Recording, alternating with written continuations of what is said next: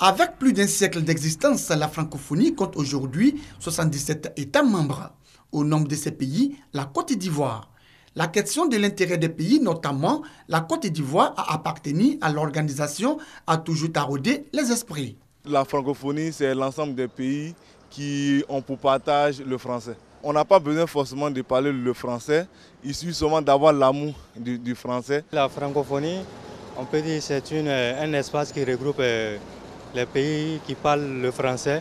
Ils gagnent en échange culturel. L'importance de l'espace francophone bien ancré dans l'imaginaire. Ils sont cependant nombreux à ignorer encore la notion même de francophonie. Bon, moi, je ne suis pas au courant de quelque chose de la francophonie. Je ne suis pas au courant, je ne connais rien dedans même. Oui, je sais qu'il y a France dedans, il y a tout ça dedans, mais... La francophonie, plutôt l'ensemble des pays d'expression francophone. Chaque année, la Côte d'Ivoire, en phase avec la communauté francophone, célèbre la journée internationale de la francophonie.